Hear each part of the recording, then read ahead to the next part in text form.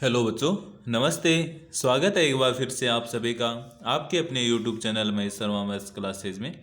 बच्चों, जैसा कि आप सबको पता है कि अभी तक हमने 50 कार्यपत्रक पढ़ लिए हैं, तो आज हम इसी श्रृंखला में 51वां कार्यपत्रक पढ़ेंगे। इसके अंदर में क्या देखना है कि भाजकता के नियमों की समझ बना पाना। तो भाजकता के नियमों के बारे में मैंने पहले भी बता दिया आपको, अगर याद नहीं है एक बार तो रिवीजन में यहीं करवा दूंगा, लेकिन फिर भी अगर नहीं याद रह रहे हैं तो इसकी एक क्लास मैंने पहले से अपलोड कर रखी है, तो वो देख लेना आप भाजकता के नियमों से संबंधित। तो इसमें दे रखा है कि पहला क्वेश्चन है कि भाजकता के नियम लिखिए। हमें 3 की भाजकता का नियम लिखना है। तो 3 की भाजकता का नियम मैंने आपको पहले बताया था कि उसकी जो अंकों का योग है, संख्या के अंकों का योग या संख्या के अंकों का योग क्या होगा?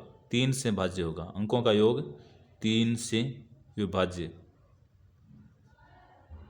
तो संख्या भी क्या होगी? 3 से विभाज्य होगी। उसके बाद में 6 की भाजकता का नियम, तो इसका मतलब क्या होगा? संख्या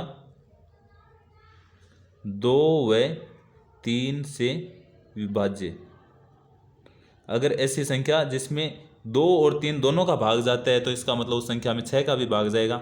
और 11 की भाजकता का नियम अगर देखते हैं तो हम ये देखते हैं कि संख्या में विषम स्थान तथा सम स्थानों पर आई संख्याओं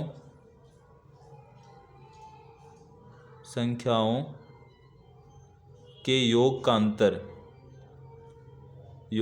अंतर क्या होना चाहिए? अंतर या तो हो 0 या 11 से विभाजित होना चाहिए। और ये भी मैं आपको पहले बता चुका हूँ। ये था पहला क्वेश्चन। अब देखते हैं हम दूसरा क्वेश्चन। इसमें क्या पूछा है कि निम्नलिखित में से कौन कौन सी संख्याएं 10 से विभाज्य हैं? कि इनमें से कौन सी संख्या 10 से विभाज्य है? हाँ या ना में उत्तर देना है। जो संख्या 10 से विभाजित होगी उसके लास्ट में 0 होगा, इकाई का अंक है वो 0 होगा। और अगर इकाई का अंक 0 नहीं है तो इसका मतलब वो संख्या 10 से विभाज्य नहीं है। यहाँ देखो इकाई का अंक 0 है तो ये 10 से विभाज्य है। यहाँ नहीं है तो हम क्या लिख देंगे? नहीं। यहाँ है तो हम लिख देंगे हाँ। यहाँ है क्या? नहीं। यहाँ हाँ है, यहाँ तो हाँ।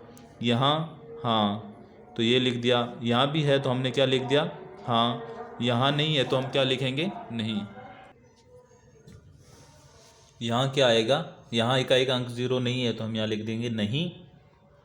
और उसके बाद में यहाँ है तो इसका क्या लिख देंगे? हाँ।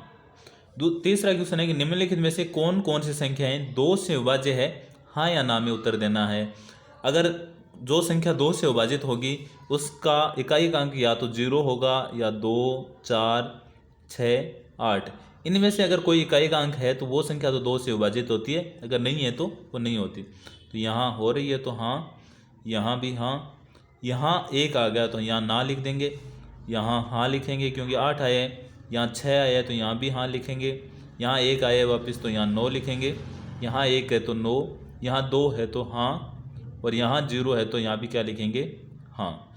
उसके बाद चौथा क्वेश्चन है निम्नलिखित में कौन कौन सी संख्या 5 से विभाज्य है? हाँ या ना में उत्तर देना है। 5 से विभाज्यता के लिए इकाई का अंक या तो 0 होना चाहिए और या क्या होना चाहिए? 5। अगर 0 या 5 में से इकाई का अंक आता है तो वो संख्या क्या होती है? 5 से विभाजित। यहाँ 0 है तो यहाँ लिखेंगे हाँ। यहाँ 5 आ गया तो यहाँ भी हाँ लिखेंगे। लेकिन यहाँ 1 है तो यहाँ क्या लिखेंगे? ना। यहाँ भी ना क्योंकि 2 आए। यहाँ 0 तो इन दोनों में क्या लिख देंगे? हाँ, ये क्या है? विभाजित है।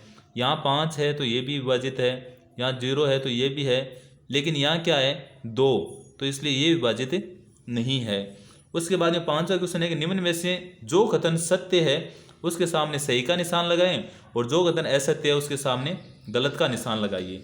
कि यदि कोई संख्या 5 से विभाजित है तो वह 10 से भी विभाजित होगी नहीं, ये कोई ज़रूरी नहीं है। क्योंकि जैसे ये 585 है, ये 5 से तो विभाजित है लेकिन 10 से नहीं है क्योंकि इसका इकाई अंक 0 नहीं है, तो इसलिए ये तो बात असत्य हो गई। तो ये क्रॉस का चिन्ह, गलत का निशान। उसके बाद में यदि कोई संख्या 6 से विभाज्य है तो वह 9 से भी विभाज्य होगी, नहीं, ये भी कोई ज़रूरी नहीं है। जैसे 12 देख लो, 12 है, अगर हम 12 की बात करें तो 12 6 से विभाजित है लेकिन 9 से नहीं है ना, तो ये भी बात है सत्य, बहुत ही झूठ बोल रहा है ये तो। उसके बाद में यदि कोई संख्या 8 से विभाज्य है तो यह संख्या 2 एवं 4 से भी विभाज्य होगी। हाँ, ये बात सही है, इस बार इसने सही बात बोली है। उसके बाद में छठा क्वेश्चन है कि भाजकता के नियमों के आधार पर जांच करके बताइए। जैसे ये तो इसने कर रखा है। अब ये देखते हैं 325, तो 2 के लिए मैंने बताया था इनमें से होना चाहिए, तो ये नहीं आ रहा, तो ये 0। अगर 2 से नहीं होगा तो 4 से भी नहीं होगा, 2 से नहीं होगा तो 6 से भी नहीं होगा, और 2 से नहीं होगा तो 8 से भी नहीं होगा, और 2 से नहीं होगा तो इसका मतलब 10 से भी नहीं होगा। तो ये तो देखो एक साथ में कर लिया हम। उसके बाद में 3 का देखते हैं, तो 3 के लिए क्या होता है, अंकों के योग में देखते हैं, भाग देखे तो 3 और 2 5, 5 और 6 11, 11 यानी 3 का भाग नहीं जा रहा, 3 का नहीं जाएगा तो इसका मतलब 9 का भी नहीं जाएगा। अब यहाँ देखो 5 है और 5 इसके इकाई अंक 5 है, तो 5 का तो जाएगा, और उसके बाद में क्या बचा है यहाँ 11, तो 11 के लिए क्या करते हैं, 5 और 3 8, 8 में से 2 घटाएं तो कितने आते हैं 6, तो इसका मतलब इसका भी नहीं जा रहा।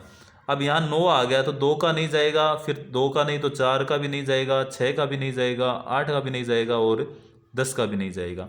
ऐसे अगर यहाँ देखें तो सेम ये का ये सिस्टम इसके अंदर है, और यहाँ 5 है तो इसका मतलब इसमें भी इनका भाग नहीं जा रहा है।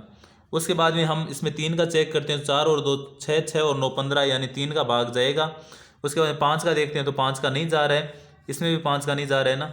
उसके बाद में अगर इसमें देखते हैं हम 9 का, तो 9 15 में 9 का भाग नहीं जाता, तो इसका मतलब नहीं जा रहा, और 9 और 4 कितने होते हैं 13, और 13 में से 2 घटाएं तो कितने आते हैं 11, यानी इसके अंदर 11 का भाग जाएगा। ऐसे ही यहाँ देखें हम तो 4 और 4 8 और 1 9, 9 यानी 3 का भाग जा रहा है, और 9 में 9 का भाग भी जाएगा लेकिन इसमें 11 का भाग नहीं जा रहा है। ऐसे 7 और 5 12, 12 में 3 का भाग जाएगा लेकिन 9 का तो नहीं जाएगा, और उसके बाद में देखते हैं 7 और 5 12, तो इसके अंदर 11 का भी भाग नहीं जाएगा। ये था अपना कार्यपत्र 51, बहुत ईजी था। आई होप आप सबको समझ में आ गए, अच्छा लगा है। अगर अच्छा लगा हो तो लाइक करना, कमेंट करना, अपने दोस्तों के साथ में शेयर करना, और अगर चैनल को अभी तक सब्सक्राइब नहीं किया है तो ज़रूर कर लेना, ताकि जो भी अपने नेक्स्ट क्लास हो उसका नोटिफिकेशन आपको मिल जाए। चलो मिलते हैं हम अगली क्लास में। Thank you.